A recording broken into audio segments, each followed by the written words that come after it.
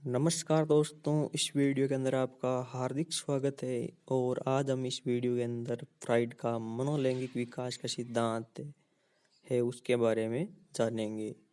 Fried का मनोलैंगिक विकास का सिद्धांत,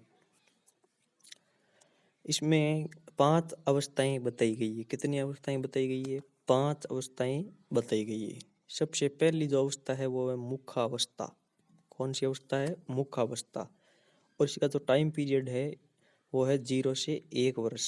0 से 1 वर्ष, इसको हम ओरल स्टेज भी कहते हैं। ओरल का मतलब मुख होता है। मुख का अवस्था 0 से 1 वर्ष तक होती है और इसे ओरल स्टेज भी कहा जाता है।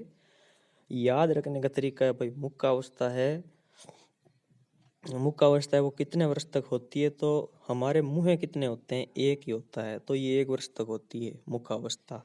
तो इसको इस प्रकार याद रख सकते हैं। मैंने ट्रिक बता दी है। हमारे मुँह कितने होते हैं? एक होते हैं, तो ये 0 से 1 वर्ष तक के लिए होती है मुखा अवस्था। तो इसमें क्या होता है? इसमें बालक का मुख प्रदान होता है, इसीलिए इसका नाम रखा गया है मुखा अवस्था। इसमें बालक का जो है मुख प्रदान होता है। जैसे मुख के माध्यम से काम क्रियाएं करना, अंगूठा चूसना, दांतों से काटना, इस प्रकार जो है वो बालक, छोटा बालक है वो, छोटा शिशु है वो ऐसा काम करता है। तो अंगूठा चूसना, दांतों से काटना, ये ऐसी क्रियाएं हैं वो मुखावस्था के अंदर बालक करता है। इसके कम होने पर मुखवर्ती निष्क्रिय व्यक्तित्व तथा अधिक होने पर अनुवर्ती आक्रामक व्यक्तित्व हो जाता है। अगर ये कम है तो मुखवर्ती निष्क्रिय मतलब जो काटने की क्रिया है वो कम हो जाती है, निष्क्रिय व्यक्तित्व हो जाता है कम होने पर। तो और जब ये अधिक हो जाती है तो ये जो काटने की है, चूसने की जो क्रिया है वो आक्रामक हो जाती है। तो इसमें मेन तौर से ये ध्यान रखना है कि ये मुख अवस्था है वो 0 से 1 वर्ष तक के लिए होती है। और इसको याद करने का तरीका है, मुख कितने होते हैं? एक, तो ये 0 से 1 वर्ष। और इसमें बालक का जो है मुख प्रदान होता है। तो मुख अगर ये कम है तो मुखवर्ती निष्क्रिय व्यक्तित्व, और अधिक होने पर अनुवर्ती आक्रामक व्यक्तित्व हो जाता है। अब जो हमने पहली जो अवस्था पढ़ी थी मुखावस्था, उसको 2 भागों में बांटा गया है। एक तो होता है मुखवर्ती चूषण। क्या होता है? एक तो होता है मुखवर्ती चूषण, जिसका टाइम पीरियड है 0 से 6 महीने तक। मुखवर्ती चूषण है वो 0 से 6 महीने। इसमें बच्चा है वो स्तनपान करता है, अंगूठा चूसना, ऐसी क्रियाएं करता है। ये आत्म कामुकता की अवस्था होती है। ये किसकी अवस्था होती है? आत्म कामुकता की अवस्था होती है। नंबर जो 2 है उसको बोलते हैं मुखवर्ती दंशवरान अवस्था। ये 7 से 12 महीने ये दांतों से काटना, जो माता का स्तन होता है उसको दांतों से काट देता है, ये मुखवर्ती दंशवरान अवस्था। ये 7 से 12 महीने तक की होती है, याद रखना है आपको। तो मुखवर्ती चूषण है वो 0 से 6 महीने, और मुखवर्ती दंशवरान अवस्था है वो 7 से 12 महीने, दांतों से काटना।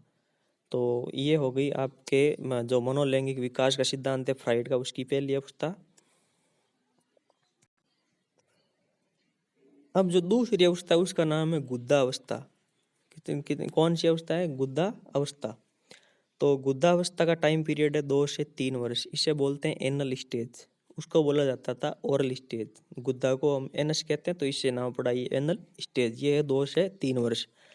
इसको भी बायोलॉजी के तरीके से आपको याद करवा देता हूँ। तो इसमें 2 से 3 वर्ष है। जो नर पुरुष होता है, जो नर पुरुष होता या नर व्यक्ति होता है, उसमें 2 छेद पाए जाते हैं। एक तो नर जनन छिद्र पाया जाता है, मूत्र जन जो मूत्र करने और जो शुक्राणु कोशिकाएं उनको बाहर निकालने के लिए एक ही छिद्र होता है, और एक गुद्दा पाया जाता है। तो उसमें तो कितने छिद्र होते हैं?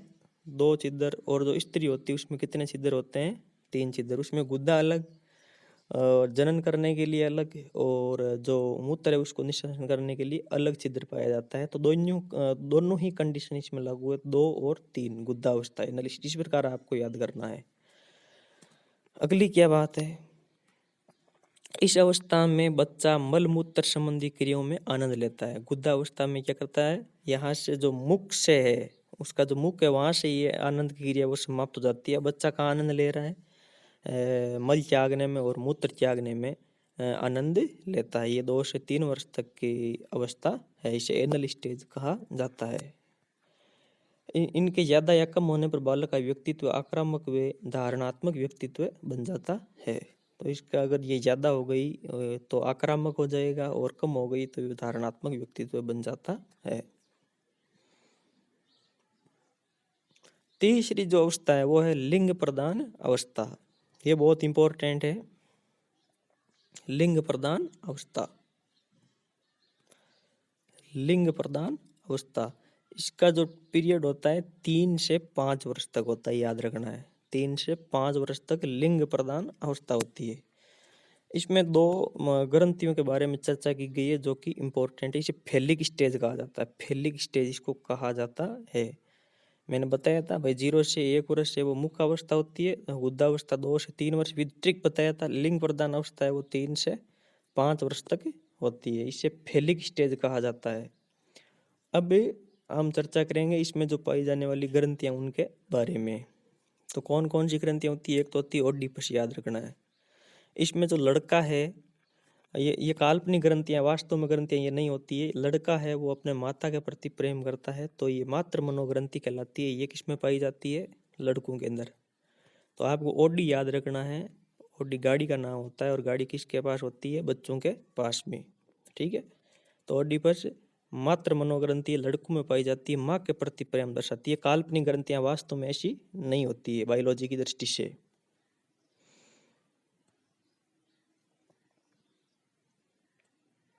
और जो इलेक्ट्रा है उसे हम बोलते हैं पितृ ग्रंथि, लड़कियों में पाई जाती है। इसका उल्टा जस्टी, ये लड़की मतलब लड़कियां हैं वो अपने पिता के प्रति क्या करती है? प्रेम करती है।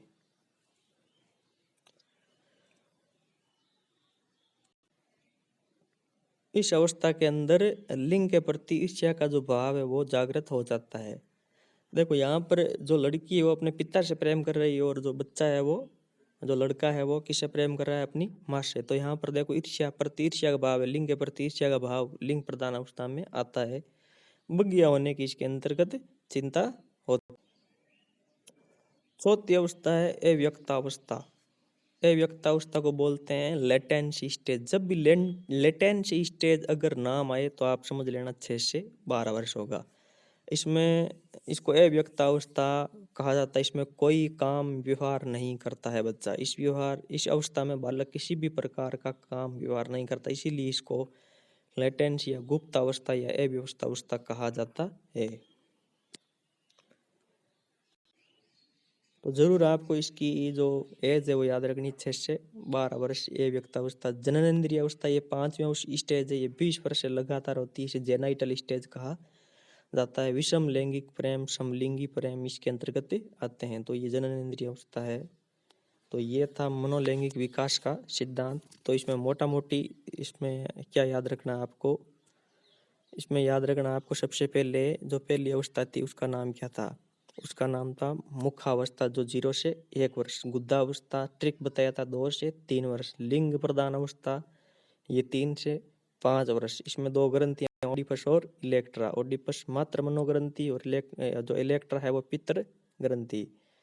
लिंग के प्रति ईर्ष्या का भाव कौन सी में आता है? तो आपको बताना है लिंग प्रदान अवस्था में। अव्यक्तावस्था लेटेंसी पीरियड ये 6 से 12 वर्ष तक होती है। जननेंद्रिय अवस्था 20 वर्ष से लगातार। विषम लैंगिक प्रेम और समलैंगिक प्रेम। तो ये था फ्राइड का मनोलैंगिक विकास का सिद्धांत। मिलते हैं अगले वीडियो में।